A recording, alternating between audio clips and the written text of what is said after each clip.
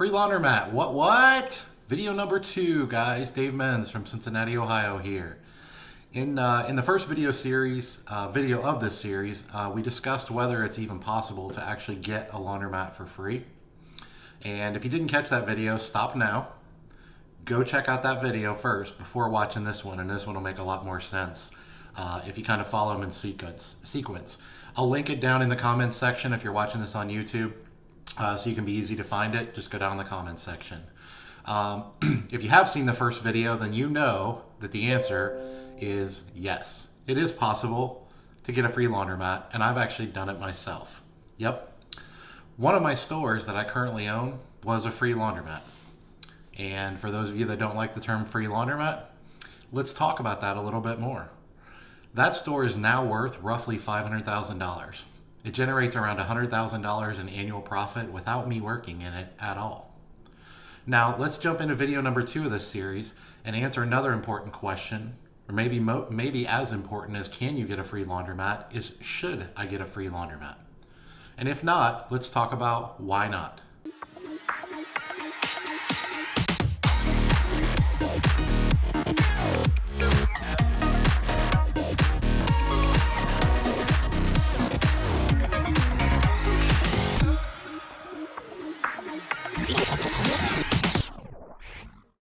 Hey guys, Dave Menz, Laundromat Millionaire here in Cincinnati, Ohio, and I'm glad you joined me. I hope everyone enjoyed and got a lot out of the first video of this series, and I'm hoping that you're going to get more out of this one. This topic is super important for our industry and has been debated for over 20 years, as many of you probably know. But I, in this series, am going to put this debate to bed for good. That's my goal. Also, don't forget to subscribe to my channel, click the alert bell for notifications, but also remember, if you like the content that I'm putting out, the best thing that you guys can do to help me out is to click the like button and share this video with others. Be sure to subscribe so you see, later videos as well. But really, if you can just like and share this, that really helps me out a lot and helps me get the word out, and I do greatly appreciate it. Last thing before we get into the second video of this series is I'll be dropping my third video in this series, and that one will be specifically on my free laundromat in Milford, Ohio. As many of you know, I own a family chain of laundromats on the east side of Cincinnati, and this was the second store that I acquired. This is the only laundromat that I've acquired for free to this point, but I'll share more about that in my third video. I'm going to walk you through the nuts and bolts of how I obtained that store, how I built it into what it is today, and I'm even going to show you some video of what it looks like in the operations that it is today. I think you'll find it very helpful if you decide to pursue your own laundromat, whether it's something that something that you get for free or something that you pay for. So hopefully you'll enjoy that third video. Be sure to check that out. Okay, so let's jump right in. If I can get a laundromat for free, then the logical next question is, should I get a laundromat for free? Many of you may think that the answer is simple, but my answer is not simple. The answer is, it depends. So let's dive into that a little deeper. Let's talk about what it depends on and what are the parameters and how do I decide. Let's talk about that. I have 5 things to consider when looking at a free laundromat and whether you should or shouldn't take it over for your portfolio. So here we go. Number 1 is location. If the store you're looking at acquiring for free is in a bad location, then I'd almost always say no thank you. What's the 3 most important things in business? We all know it's location, location, location. Regardless of what you do, you can rarely overcome a bad location in any business, and the laundromat industry isn't any different. There are some that'll point out that the laundromat is a destination business, which is true. What they mean by that is when a customer leaves their home, they must plan to do laundry. Problem is, they may leave their home and plan to do laundry, but the problem is they don't necessarily have to do it at your laundromat. So when they leave their home, they may be deciding to do laundry, but they might not necessarily be deciding where to do laundry. Or maybe they decided to do it at somewhere that's a bad location, and then they drive by a good location and quickly change their mind. Some will argue that location isn't all that important, and on the surface, that's kind of true. But here's the thing. Imagine you have competitors, which all businesses do. In my opinion, you want to have every advantage possible, and location is the top of that list. My goal with all of my stores is for them to be what I call uncompetable.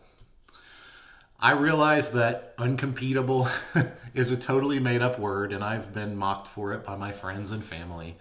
But I think it speaks really well to my intentions of how I run my businesses and how I recommend that you run your businesses. My goal in everything that I do is to be the best. Just imagine I do nearly everything perfect, everything right in building up a free rundown laundromat. I do it for a few years and then boom, somebody decides to build a brand new laundromat to compete with me in my market. Do I want to already have a great location or do I want to have a poor location? I'm not underemphasizing things when I say that location is easily 50% of competing in any industry. And don't let anyone tell you that the laundromat industry is any different, because it's not. In short, what I'm really looking for when I want an uncompetable laundromat is I want every advantage possible in my businesses because, one, it wards off competitors from actually considering building in my market. And two, if they do decide to move forward and build in my market, I want to know that they cannot provide a higher quality of value proposition than I already do, no matter what they do. So I'm always looking for every advantage possible, and number one on that list is location, so I recommend that you do the same. In other words, no matter how many things that they do well, they can only match my value, or my level of value. They can't exceed it, and that all starts with having a great location. But you or someone else might say, well, wait, what if it's the only laundromat in town? Does it matter if it's a bad location? Well, first, let me be clear. I don't like absolutes. Anyone that says things like always or never usually loses a lot of credibility with me, to be honest, especially if they do it very often. If they use always and absolute words very often, I'll tend to kind of write them off as, as not really being as educated as they probably should be. The reason is that I believe there's an exception to almost everything. And so I try not to say things like never, always, those types of things.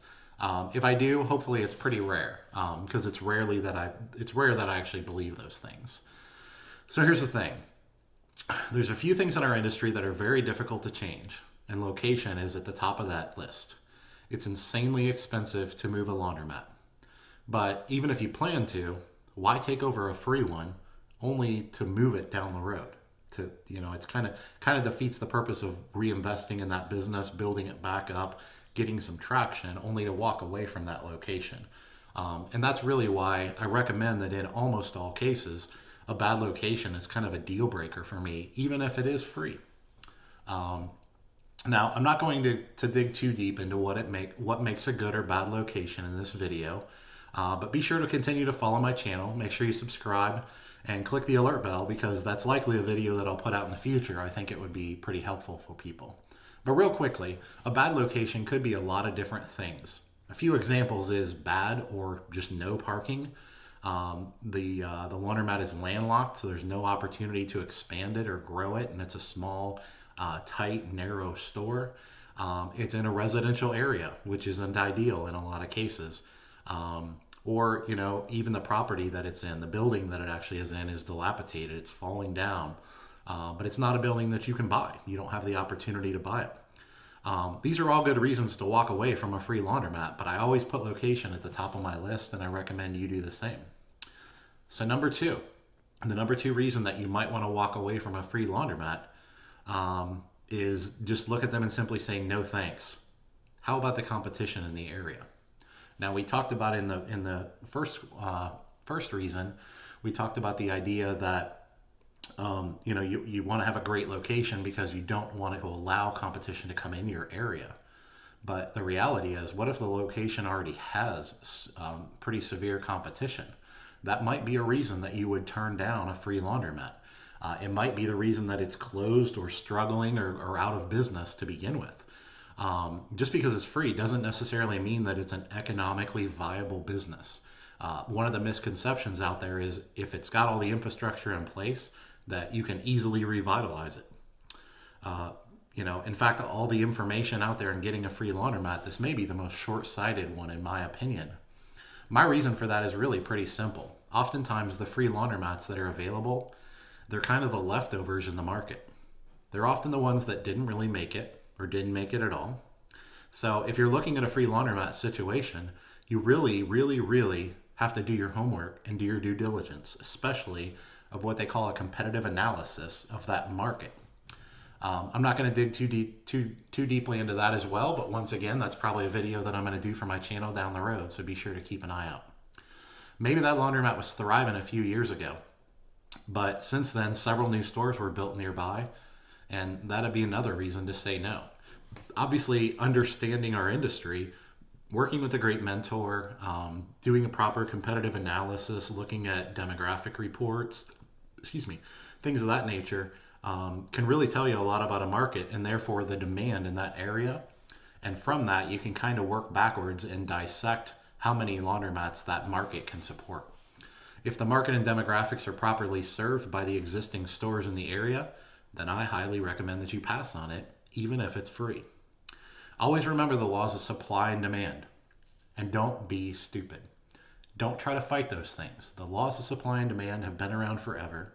They're going to be around forever. It is one of the few absolutes.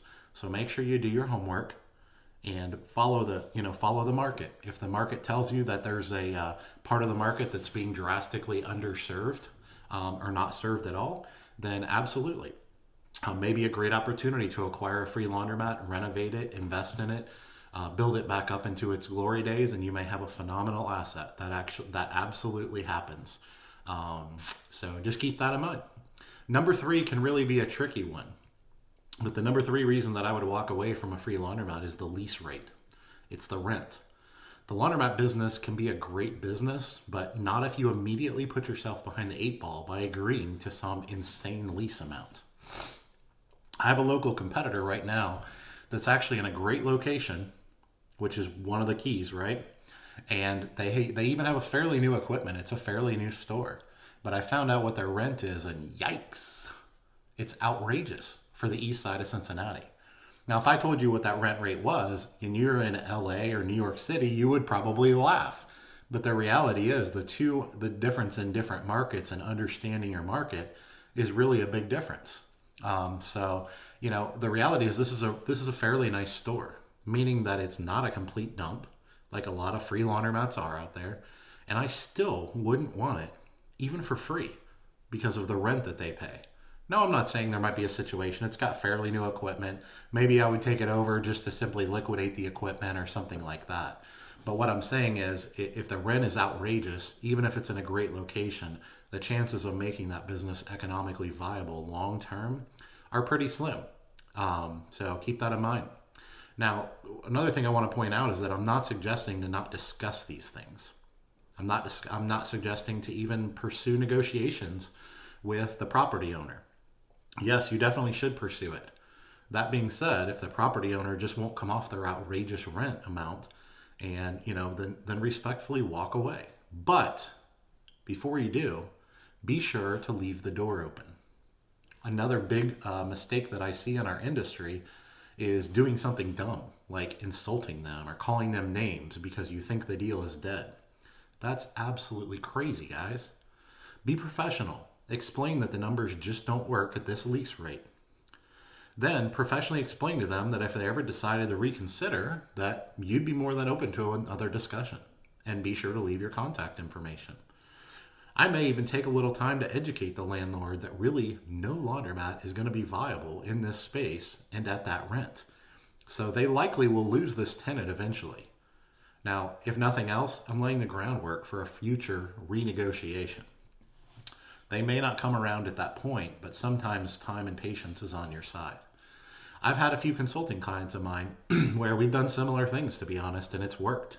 Sure enough, a few months later, the landlord returned, and they were much more amicable to rent concessions and things like that.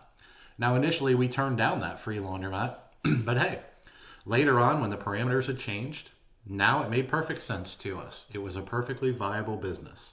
So just remember, the best negotiation tool that you can have in your belt is patience and just being having a willingness to walk away in the short term and play the long game. So that was number 3.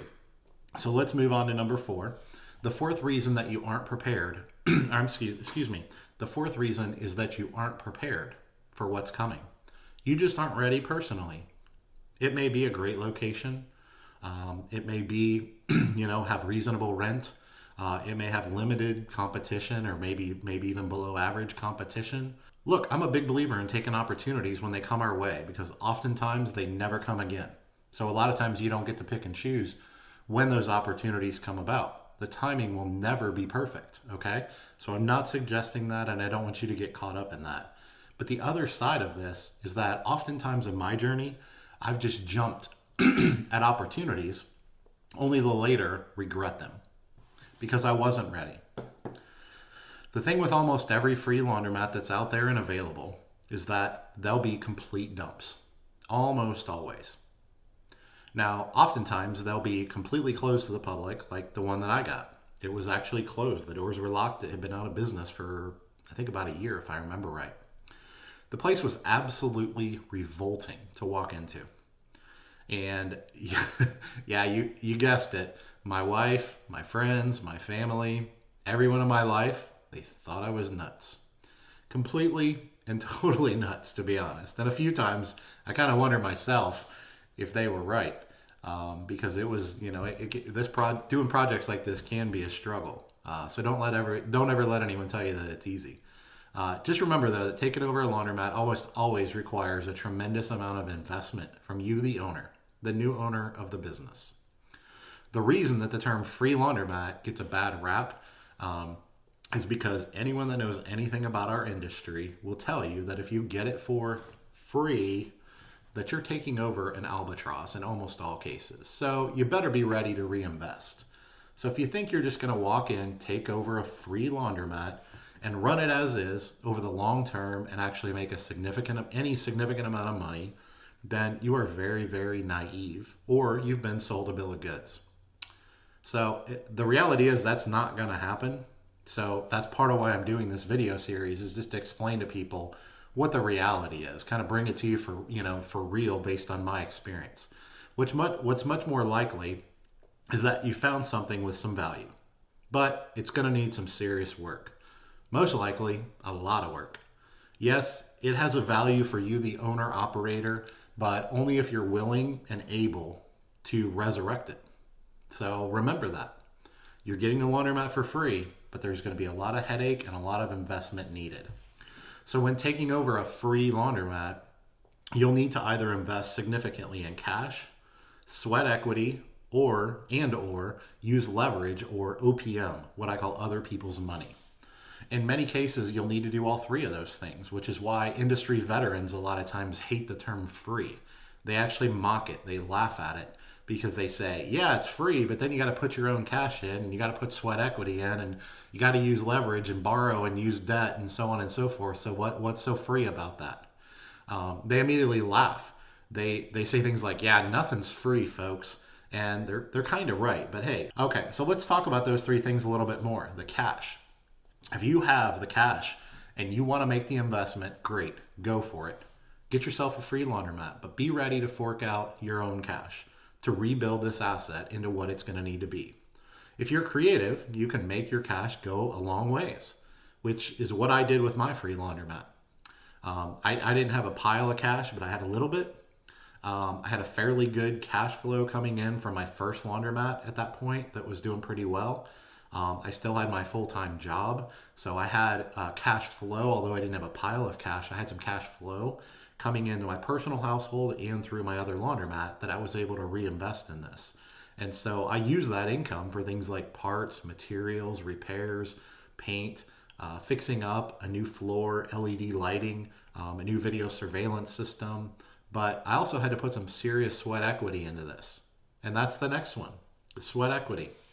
If you have the sweat and you have the skills to pour in some sweat equity, great, go for it. But also be sure that you have the time. Because it's one thing to have the stomach for this project, but it's another thing to have the personal time available. With my free laundromat, I called in every favor that you could possibly imagine that I had run up almost over my entire life, to be honest. I poured tons and tons of hours into the place. And so did my family and friends. And I mean, my wife and I, we maxed out our credit cards. We used every penny of cash that we had, and we still barely made it. I mean, barely. It could have been disastrous for me, but luckily it worked out, and it helped me to become the millionaire that I am today. So the third thing is leverage. So let's talk about that a little bit. Leverage, or OPM, other people's money. If you're super risk averse and you insist on doing everything through cash on hand, like, the Dave Ramsey approach, power to you, that's fine. But the reality is this isn't likely for you, unless you just happen to have a mountain of cash on hand. The laundromat business is very, very capital intensive. So even if you have some cash, like I did, you have a little bit of cash flow, you've got the stomach and the work ethic, and you're willing to put the sweat equity into this free laundromat. The reality is you're still going to need to use leverage for things like new equipment or refurbished equipment or whatever route you go. So just keep that in mind. This business is very capital intensive.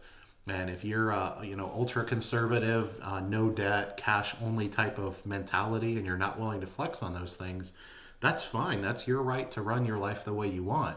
Just remember that this is probably not an approach that's going to work for you unless you just happen to have a pile of cash. Now, if you plan to use leverage or OPM, just be sure that everything else is in line before you sign your lease on this new free laundromat. Be sure that you're comfortable with what you're doing, what you're getting involved in. That means things like your credit's in good shape, and things like debt to income are good enough to allow you to borrow for the project. Just imagine taking over a free laundromat, signing a long-term lease for 10 years, 20 years, 30 years, promising the landlord all of these things that you're going to do, and then not being able to execute. It could really destroy you financially. It could destroy your reputation. So just be sure that you're prepared and you know what you're getting into. Lastly, I'll add the number 4 is don't forget to leverage your negotiations. So there's the leveraging of debt, and then there's also leveraging the negotiations with the landlord. The landlords likely know that they have a mess on their hands. I mean, it doesn't take a rocket scientist to see that with a rundown, dumpy laundromat. And they know they have a mess on their hands, so use that to your advantage for what's called TI, or tenant improvement money, or allowance. If you negotiate correctly, you can oftentimes negotiate TI money or a substantial allowance, which is basically just an allowance that the property owner will contribute to your project improvements, because it's their building. So they see it as investing in their building, investing in a future tenant long term. So keep that in mind. That's a tool that you should use when it comes to leverage. Another one when it comes to leverage is rent abatement, which is basically just a fancy way of saying free or discounted rent for any period of time that you're able to negotiate. And to answer your question before you're even asking it, yes, I negotiated both of these with my free laundromat, and they helped a ton in getting the store to be viable, to be a viable cash producing asset. I help clients with these type of negotiations all the time, and typically we have pretty tremendous results with them. Most landlords that have an albatross on their hands of an old rundown dumpy laundromat, they know that it's going to take a substantial investment from them just to gut the place and turn it back into what's called a white box. White box is basically a retail ready storefront that can be used for really any purpose. But nobody that wants to open a pizza shop is going to come into space in a shopping center that used to be a strip mall, and they're not going to spend $50, $80, $100,000 retrofitting it and gutting it and demoing it just to get it back to white box condition, then to build it out the way they need it for their business. They're not going to do that. So the space isn't marketable as it sits right now. And so in most cases, the landlord knows and understands that. They can see that with their own eyes. So this isn't a real difficult conversation. It's just a matter of explaining that they're going to make this investment either way. They might as well make it with a guaranteed tenant in hands, especially a long-term anchor tenant like a laundromat can be. So number 5, the last of these 5 reasons to not acquire a free laundromat is if it doesn't fit your model. Now let's dissect that a little bit. What I mean is if it doesn't fit into what you're doing big picture. Now, if you're just getting started in business, you're just trying to replace a job or just trying to make a living and you don't really have a model, but you do have other things, then go for it. I mean, if you're just jump in head first, maybe you build it out for a few years into a cash flowing asset that makes you a little bit of money. And then at some point, maybe you do outgrow it with other investments, more sophisticated ones, to where it's no longer worth your time. And that's totally fine. There's nothing wrong with that. At that point, you've got a viable asset that you can sell to someone that does have the time. No harm, no foul. So some people will take some people will take any old asset or business like a free laundromat, but they are usually fairly unsophisticated business people with no real plan. They're just kind of wandering through life.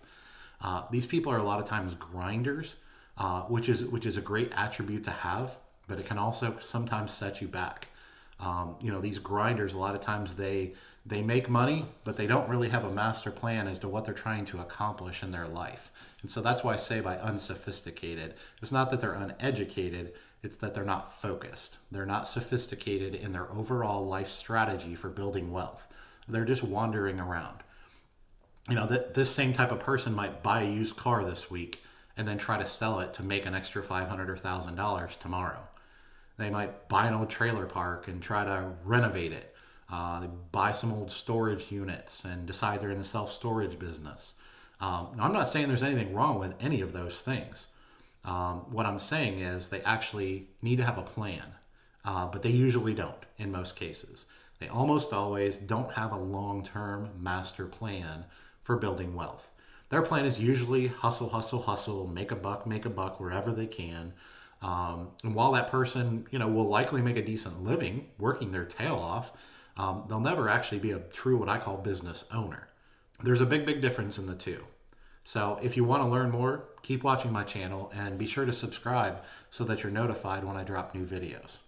So as an example of an actual long-term plan, what would be, if you only want stores, and I'm speaking of laundromats, if you only want stores that are, say, over 5,000 square feet, but this one's 3,000 square feet. Now, of course, once again, don't walk away too quickly from the opportunity just because it's 3,000 square feet. I recommend that you always exhaust every angle here. Could you expand onto the building or expand within the shopping center by taking over a vacant space next door? Be creative. Don't be super quick to say no, but also don't be super quick to say yes. And that's what I mean by having a master plan and executing it. Take your time. Think and talk through the process and make sure that this is the best use of your time and your resources. Because it doesn't matter how much time you have, doesn't matter how much resources and wealth you have, there's still a limit to those things. So be sure that you're not just wandering aimlessly through life, throwing everything at the wall and seeing if you can make a buck, because that's not a plan. That's kind of a tornado of just complete and utter chaos, to be honest. So just because you should make a few $1,000s doesn't mean that that's the best move for you. Think I'm crazy? Well, let's talk about that for a second. Maybe you know for sure that you can make $2,000 a month off of this investment, but you've outgrown $2,000 per month assets. Then it's not worth your time. Maybe you can only get a 10% return on investment, cash on cash. And you don't do investments that aren't less than 25 or 50% cash on cash. It really depends on where you're at. But don't be distracted by small potatoes because you do have limited time and you do have limited resources. You do have limited energy and passion. So be sure that it's a fit for you long term. Sure, you can take it over, run it for a while, make a little money, then sell it or flip it. Okay, fine. If that's your plan, then go for it. Have at it. I'm not here to decide what your business looks like. You need to decide that. But what I'm telling you is don't arbitrarily go through life making business decisions like acquiring a free laundromat haphazardly. Have a plan. That way you're not searching for pennies and missing out on dollars all along your journey, because we all only have so much time in life here. And let me give you a few examples. I estimate that I've turned down a minimum of 5, probably closer to 10, to be honest with you, free laundromats in my journey. And I've been in the business for almost 11 years now. And those decisions all helped to get me to where I am because I didn't allow them to distract me from bigger plans. There wasn't a one of those that I've turned down that sitting here today, I wish I hadn't turned down. And I'll give you a quick example. I have a laundry pickup and delivery business that I run out of one of my laundromats, and it's going to generate around $800,000 to $900,000 in gross revenue at 30% margins. Now, it took a lot of work and effort and investment to get that business off the ground, but now it doesn't really require much of my time. I have an operations team in place that run that business for me. Now, imagine I was so focused on, taking over some free laundromats and borrowing hundreds of thousands of dollars and leveraging that to make a couple $1,000s off of a free laundromat. I would have missed out on potentially a multi-million-dollar business that where the opportunity was sitting right in front of me. Now, once again, if your master plan states that pickup and delivery isn't something you want to do, then by all means, go another route. All I want you to do is just have a plan and execute that plan.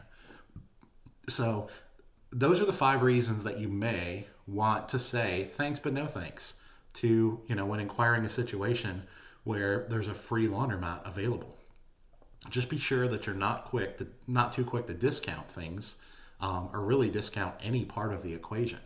Always do your homework, always work on your education, leverage your resources, leverage your education. Even if you don't do a project, chances are, if you go through the due diligence phase of researching a free laundromat, your education is going to increase. Your knowledge is going to be better for maybe a future, opportunity. So hopefully this helps you to understand the true process that should be happening in making these choices, versus just a few little gimmicks out there on the internet. So be sure to check back for my next video in this series, where I'm going to dissect my personal free laundromat acquisition from way back in 2010. I'm going to walk you through the financials of it then and now, and we're even going to take a tour of the store, and so you can see what it looks like. Thanks for joining me. See you next time.